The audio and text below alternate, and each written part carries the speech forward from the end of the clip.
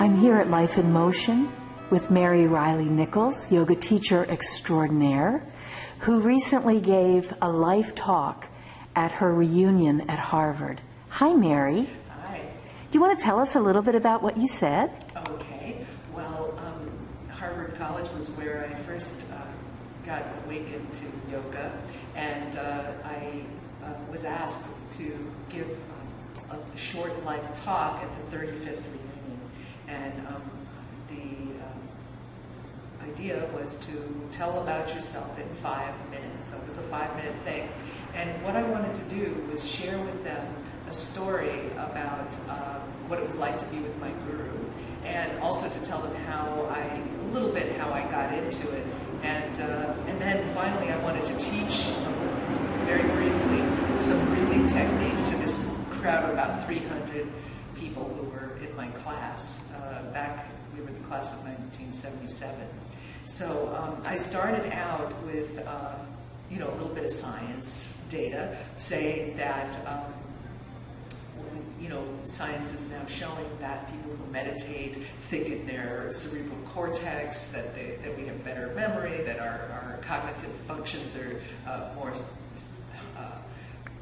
they're more sustainable, and we have better function cognitively. So by sort of like starting out that way, I think I got their attention a little bit.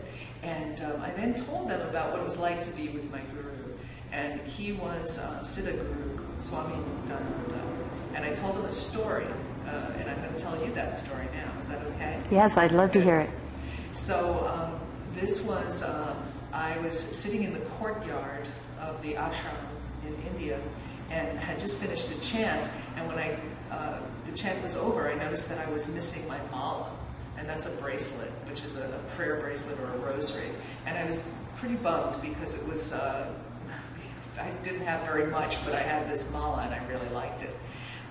So as I'm on my way out of the chant and toward my dorm, I saw that the mala, the bracelet, was around the head of the lion statue on the end table of my guru's chair in the courtyard.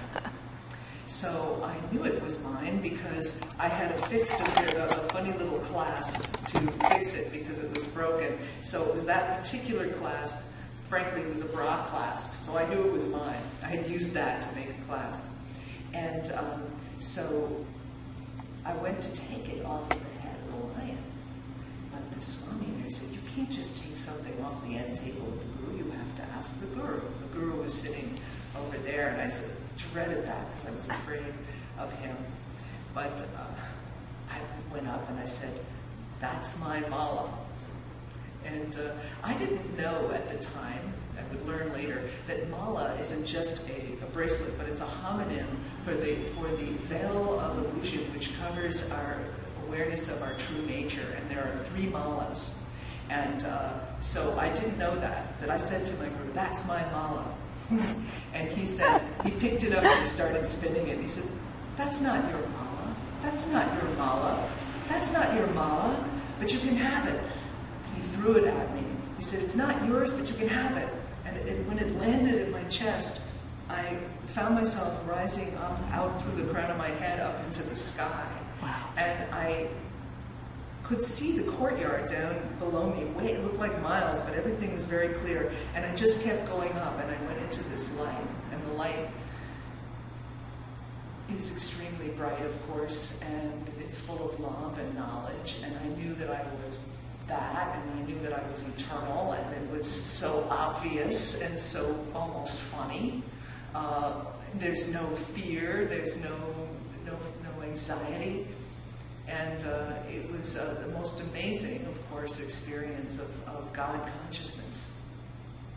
And I then found myself going back into my body, and I was sitting in a perfect lotus in the courtyard, and I stayed there for quite a long time. And that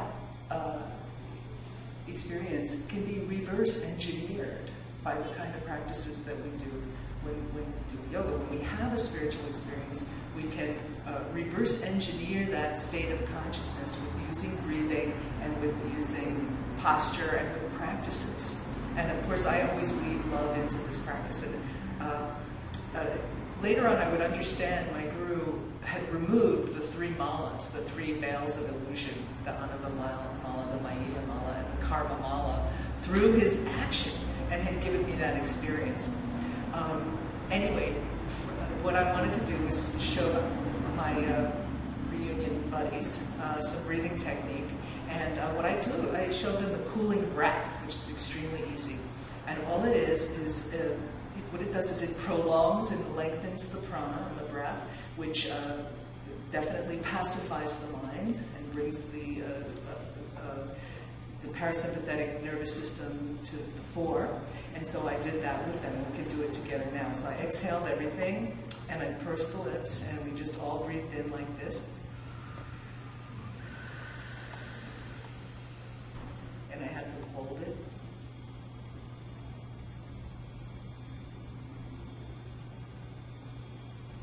I had them release it. And then just be with their eyes closed in meditation.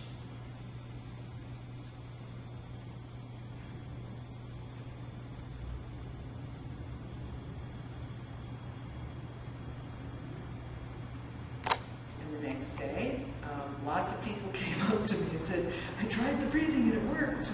Lots of very stressed out, important people too, were saying that it worked, and I was very gratified to have these opportunity to share this. It was a great gift. I love that. I love the story about the mala, and I love that you shared it with your Harvard class. It takes a little bit of guts to... It must have taken some guts. Yeah, but I was so glad to have the opportunity. I knew I had to take the opportunity. Oh, yeah. Yeah. And there were friends that were doing it. There were important people, Hollywood producers and stuff, and they were shaking before the talk. And one of them said, aren't you scared? And I said, no, because I have this job. I have to do this job. And it's just get out of the way and do it. Yeah.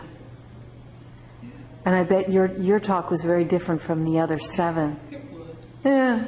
Everybody was unique. Yes, yes. It's beautiful. And I also love that everybody was coming up to you the next day telling you that it was working for them. That's right. Now, there must have been people who thought it was baloney, who didn't try it, but they didn't come up to me. So but I was gratified.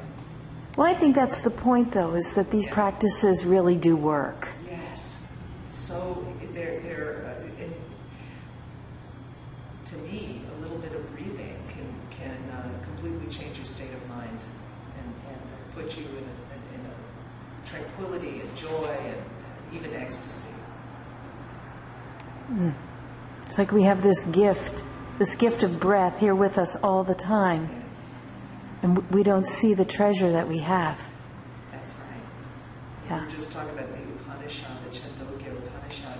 Like strangers in a strange land, a human being traverses over a great treasure, but never sees what is there. But we do when we practice yoga. Yes. Have so much fun with it. It shows, Mary. It's infectious. Thank you so much. Oh, such a pleasure. Namaste. Namaste.